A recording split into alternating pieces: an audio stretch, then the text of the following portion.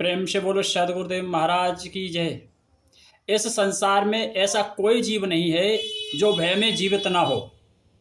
हर किसी को किसी न किसी का भय लगा हुआ है, लेकिन निर्भय और निरसंग जीवन अगर है संसार में तो सिर्फ एक ही जीव का है, वो है गुरु भक्त।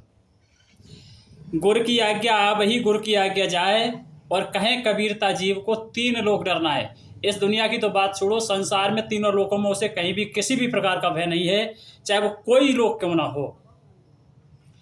तो एक गुरु भक्त की एक छोटी सी कहानी, एक छोटा सा प्रसंग रामायण के माध्यम से हम आपके सामने रखेंगे। जिस समय भगवान श्री राम ने अंगद को अपने पास बुलाया और कहा, वैसे तो हम आपको पुत्र समान समझते हैं, लेकिन लंका भेजो निज दूत बना, इसमें कुछ हम सब चाहते हैं। तो अंगद ने जब इतनी बड़ी बात सुनी तो नतमस्तक होकर के अंगद ने क्या कहा, जिस जन पर कृपा तुम्हारी हो। अंगद कह रहे हैं कि जिस जन पर कृपा तुम्हारी हो वह जाकर लड़े रसातल में, निर्भय है उसको भय न कहीं उदयाचल से अस्ताचल में। मैं निश्चय धाक जमाऊंगा उस रावण की राजधानी पर, प्रभु का प्रताप ही ऐसा है पत्थर तैराता पानी पर। मैं भी श्री हनुमत के समान सेवा करने को उत्सुक हूं, मेरे सर्वस्व आज्ञा दो जाने का भारी इच्छुक हूं। इतना कह करके और अंगद भगवान श्री राम की आदेश को पालन करके और लंका के लिए प्रस्थान करते हैं। तो लंका में सबसे पहले भेंट होती है रावण के छोटे बेटे प्रस्थ से, और उसने जैसे ही देखा अंगद को तो आग बबूला हो गया। और प्रस्थ अंगद से कहता है क्या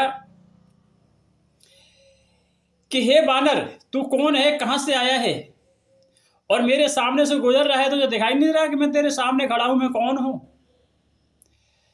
तो प्रस्थ कह रहा है अंगद से कि मैं इस राज्य का राजकुमार हूं, और तूने मेरा प्रणाम नहीं किया है, अनादर किया है। इस असभ्यता का स्वाद तुझे वो बन रहे अभी चखाऊंगा। मैं राजकुमार यहाँ का हूं, बोटी बोटी नचवाऊंगा। तो अंगद कहते हैं कि हम जिसके भेजे आए हैं वह स्वामी भूमंडल के हैं। तेरा पिता तो एक लंका का ही राजा है। हम जिसके भेजे आए हैं वह स्वामी भूमंडल का है, और आगे से हटो प्रणाम करूं, क्या तेरा हम पर कर्जा है। हम बालराज के बेटे हैं जो अपने बल में पूरा था, तू क्या तेरे रावण को 6 मास बगल में रखा था।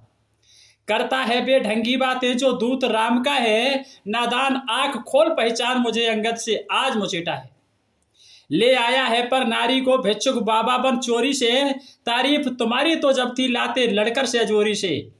अब समय हमारा आता है, देखो तुमको दिखलाएंगे, लंका में हो भी सरसंहार की सीता माँ को ले जाएंगे। हम उनके हैं जिनकी प्रभुता पत्थर तैराता पानी पर, देखो तो सागर सेत बांध आ गए लंका राजधानी पर। जिनका तेजस्वी मुखार देख रीझी सिर सुपड़ खाजी है, जो बुआ तुम्हारी होती है लंका में सती साध्वी है। बोली मुझ दासी को स्वामी ले चलो अवध शादी करके, तब लखन लाल ने क्रोधित हो भेजा नकटी भूसी करके। इतना कहना था कि प्रश्न आग बबूला हो गया। सज्जनों, बात यहाँ तक बढ़ी कि अंगद ने अपने लंगूर में लपेटा और पत्थर से पटक दिया। उस प्रश्न का जो है काम तमाम हो गया। और जैसे ही काम तमाम हुआ तो आगे क्या कहानी बढ़ती है कि जिन राक्षसों ने जैसे ही देखा कि इसने राजकुमार का वध कर दिया तो भय से कांपने लगे। अब तो ऐसी धाक जमी जो धनुष राह में पाने लगे, बेपूछे ही रावण के दरबार का मार्ग बताने लगे। जिस समय कचहरी में पहुंचा, रावण की कचहरी में पहुंचा, तो रावण ने देखा, रावण को पहले ही सूचना मिल चुकी थी इसने राजकुमार का वध कर दिया है, राजकुमार को मार दिया है। तो रावण ने कहा कि तू कौन, कहां से आया है, क्या काम बता, नाम तेरा है क्या।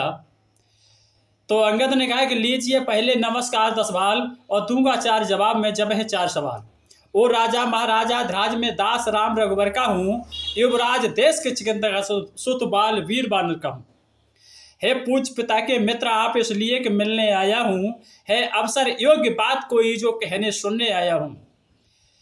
जैसे ही कहा कि मैं किष्किंधा का युवराज हूँ, भगवान राम का दूत हूँ, बाली का पुत्र हूँ और आपसे कुछ संधि वार्ता करने के लिए आया हूँ, तो रावण कहने लगा कि जिसने जो भी तूने लिए हैं, जो दोनों ये नाम, और कुछ भी मुझको ध्यान नहीं, कौन बाले और राम।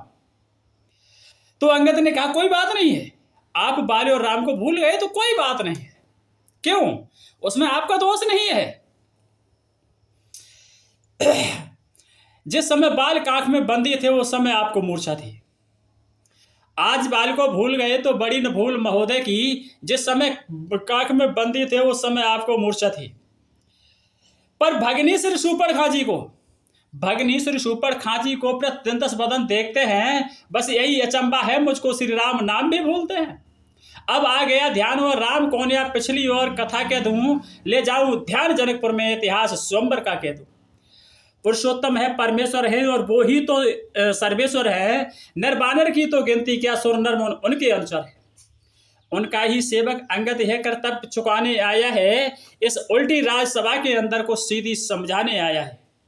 अन्यथा समझ लो मने अपने में लंका पांव कीस धर चुके हैं। निश्चय से हीन करूंगा पृथ्वी, ये प्रण रघुवीर कर चुके हैं। तो रावण ने कहा वाह क्या अचंभित बात है, राक्षसों से विहीन पृथ्वी और वो भी एक तपस्वी, और फिर भी एक छोटी सी बात हो, जब तलक विभीषण भाई मेरा रामादल शोभा पाएगा, निश्चय से हीन करूंगा पृथ्वी, ये प्रण बकवास कहेगा। मेरे भाई को वो अपने भाई की तरह पाल रहे हैं और राक्षसों से विहीन करने का प्रतिज्ञा कर रहे हैं। तो अंगद ने कितना सुंदर जवाब दिया कि इस तन से, शरीर से कोई भी राक्षस नहीं होता है। तन से कोई भी असुर न माना जाता है, आचरणों से ही वो देवता या निश्चर पहचाना जाता है। जब गया विभीषण राम शरण तो कैसे मानू निश्चर है, जो जाता नहीं शरण उनकी वही वास्तव में निश्चर है।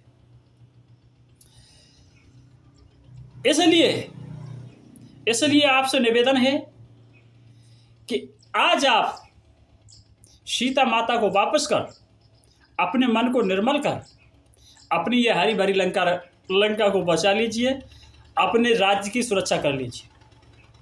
अन्यथा क्या होगा? अन्यथा वो होगा जिसकी आप कल्पना भी नहीं कर सकते। यदि लड़की चंडी चेटेगी तो घर में ठन जाएगी। यह हरी भरी लंका नगरी शमशान भूमि बन जाएगी। बच्चे अनाथ हो जाएंगे, बहुएं विधवा हो जाएंगी और लाखों पुत्रों की माताएं घर घर कोहराम मचाएंगी। इसलिए सीता वापस कर अपनी लंका की सुरक्षा अपना लीजिए, इसी में आपकी भलाई है। तो रावण क्रोध से आग बबूला हो गया। अंगद को मारने का मतलब जो है आदेश कर दिया। अंगद ने कहा तुमको पता है तुम क्या कह रहे हो? अंगद ने रावण को चैलेंज किया और भरी सभा में एक शर्त रखी। वो क्या थी कि ये पद रोप दिया मैंने, जो कोई इसको टारेगा और रामचंद्र अवध होंगे, जानकी को अंगद हारेगा। मेरे पैर को चलाए मानकर कोई असुर कुमार गया तो रामचंद्र अयोध्या वापस होंगे, जानकी को अंगद हार गया। जितने यहाँ सूरवीर बैठे वारी से इन्हें पठाता जा, मत मंदे मूड दुराचारी अंगद का बल अजमाता जा। अंगद के पैर को कोई हिला नहीं पाया। इंद्रजीत मेघनाथ जैसे लोगों का भी मान घट गया। स्वयं रावण उठ के खड़ा हुआ, पैर को पकड़ने के लिए जैसे झुका, अंगद ने पांव पीछे हटाया, बोले ये क्या करते हो?